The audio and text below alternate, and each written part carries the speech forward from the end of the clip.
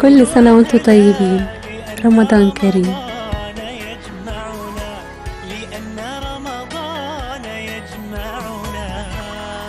اوعدك هتلاقي ضعف طول شعرك. وقيسي شعرك قبل الوصفة وقيسي شعرك بعد الوصفة وانتي بنفسك هتحكمي. السلام عليكم ورحمة الله وبركاته، اهلا وسهلا بيكم. كل سنة وانتم طيبين، رمضان كريم، ربنا يعود عليكم الايام يا رب بخير، انتوا وكل حبايبكم، ويبقى شهر مبارك وكريم عليكم ان شاء الله. قلت لكم في الفيديو اللي قبل ده اللي عايز وصفة يقول لي، وخصوصا العرايس يكتبوا لي ان هم عرايس ويقولوا لي عايزين ايه. ان شاء الله النهارده اول حاجه هنبدا مع بعض بوصفات الشعر، لان هي بتحتاج وقت شويه على ما تبان النتيجه. لكن كل كومنتاتكم انا قريتها، وحتى سامحوني الكومنتات اللي مش بقدر ارد عليها انا ببقى قريتها برضو. ومعلش سامحوني لو بحط قلب بس من غير ما برد، والله كميه الكومنتات بتبقى كتيره، الفيديوهات الجديده مع القديمه، فببقى بصراحه مش قادره. فبلاقي اللي مش قادره ارد بحاجه بحط قلب عشان اعرفوا ان انا شفت كومنتو. وكلكم على راسي طبعا، وكل سنه وانتم طيبين. تعالوا يلا نبدا وصفات الشعر النهارده ان شاء الله. الوصفه اللي معانا، شايفين الشعر الحلو ده؟ شايفين؟ هنطول هنطول الشعر وهننعمه وهنكثفه ان شاء الله. تمام. الوصفة سهلة وبسيطة وبثلاث مكونات بس. وصفات الشعر بتحتاج وقت، عايزة مداومة. الوصفة دي هتاخد معانا من شهر ل3 شهور علشان تديكي ضعف طول شعرك. هتاخدي ضعف طول شعرك ان شاء الله مع الوصفة دي. طيب هيفرق ايه من شهر ل3؟ هيفرق استجابتك انتي للوصفة، لان مش كل البنات استجابتها زي بعض. بس طبعا الناس اللي عندها صلع وراثي طبعا الوصفة مش هتجيب معاهم نتيجة. لكن لو سوء تغذية، لكن لو تحفيز على النمو، ان شاء الله الوصفة جميلة ومفيدة وهتديكي نتيجة هايلة جدا جدا جدا ان شاء الله. تعالوا يلا نشوف الوصفة اللي معانا عبارة عن ايه عشان ما اطولش عليكم، طريقة تحضيرها وكمان طريقة استخدامها. يلا بينا. اول حاجة معايا هجيب اناء بيترفع على النار، وبعد كده هجيب كوباية من المية،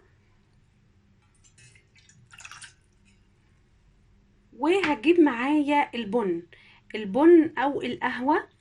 يفضل طبعا البن العربي، القهوة العربي، يعني ما يكونش نسكافيه، فهيبقى افضل كتير جدا. وكمان نخلي بالنا ما يكونش متضاف عليها اضافات، يعني الناس اللي هي بتجيب قهوة محوجة والحاجات دي، لا انا عايزاها قهوة سادة. يفضل كمان ان انت تجيبيها من بتاع البن اللي بيطحن بن، علشان تبقي متأكدة ان هي طازة وجديدة ومش ضايف لها اي حاجة. تمام.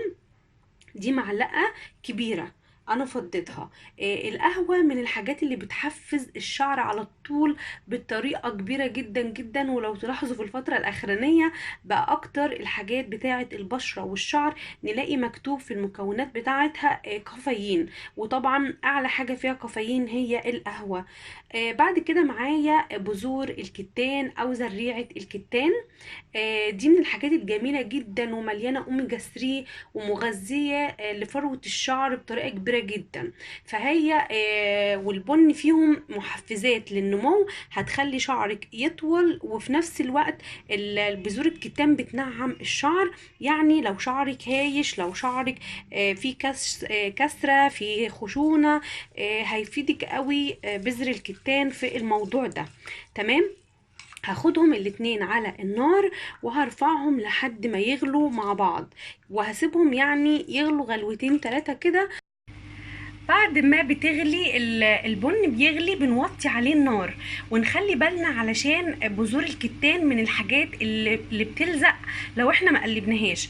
فنخلي بالنا ان احنا نقلبها وهي على النار علشان ما تلزقش معانا. هنسيبها على النار يعني دقيقتين 3 مش اكتر من كده، وبعد كده هنطفي عليها النار ونسيبها لحد ما تبرد.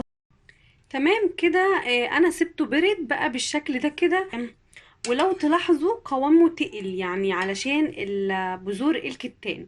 لو انتي هتستخدميه في الفرد هتكتري المية بتاعته علشان تفردي الشعر كويس بتاعك. انا اللي انا حاطاه ده ايه؟ ده شراب فيليه. ليه حطيت في شراب؟ انتوا ممكن تصفوا بمصفى عادية، ممكن تصفوا بشراب. انا حطيته في شراب علشان ما يبقاش فيه تفل خالص بتاع البن فيضايقني في شطف الشعر. ممكن تعملوا زي كده، وممكن تعملوا ايه اللي هي المصفى العادية او الفلتر اللي بنصفي بيها الشاي. اللي يريحكوا بقى صفوا بيه. انا كده خلاص حطيته في الشراب، وهبتدي اعصر جامد لحد ما انزل كل المية، وفي نفس الوقت التفل ما ينزلش معايا.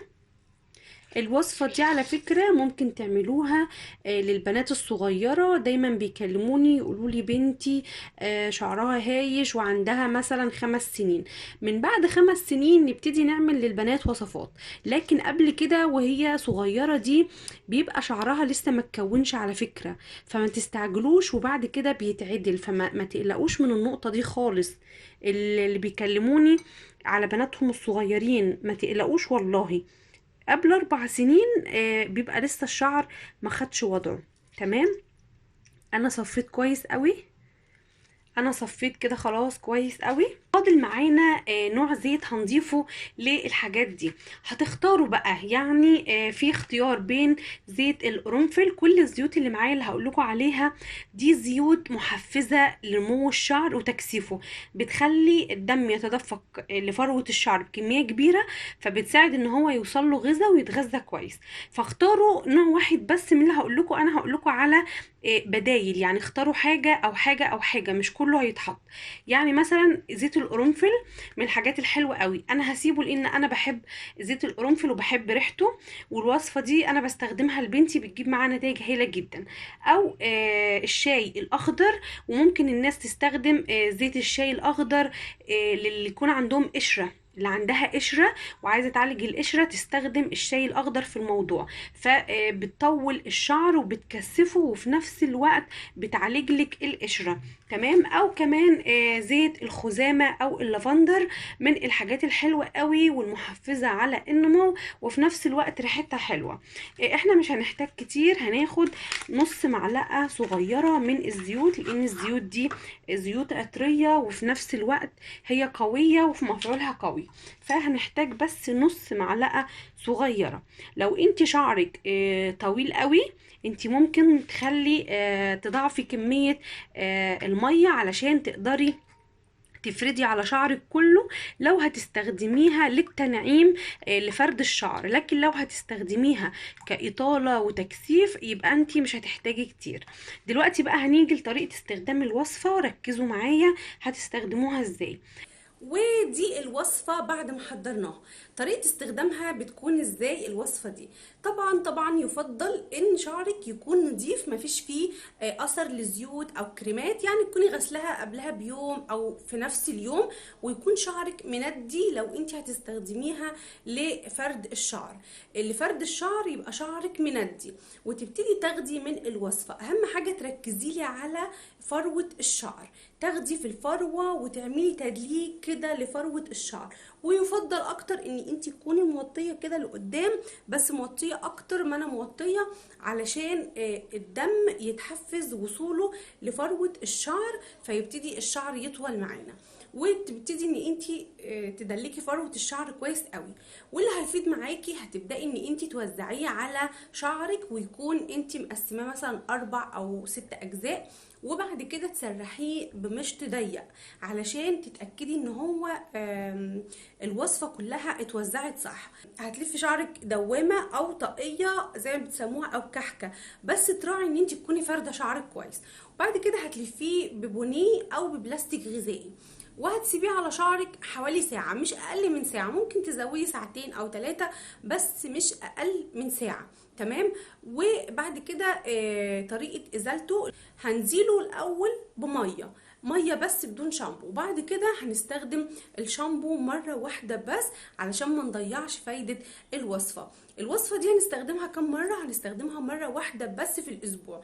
لو انت عايزة نتيجة اسرع يبقوا مرتين، وما تزوديش عن المرتين. ان شاء الله هتديكي نتيجة هايلة جدا ومرضية، وفي خلال من شهر ل3 شهور اوعدك هتلاقي ضعف طول شعرك. وقيسي شعرك قبل الوصفة وقيسي شعرك بعد الوصفة وانتي بنفسك هتحكمي. لو الفيديو عجبكم ما تنسوش تضغطوا لايك، ما تنسوش تقولوا لي طلباتكم في الكومنتات، واشوفكم فيديو جديد ان شاء الله. باي باي.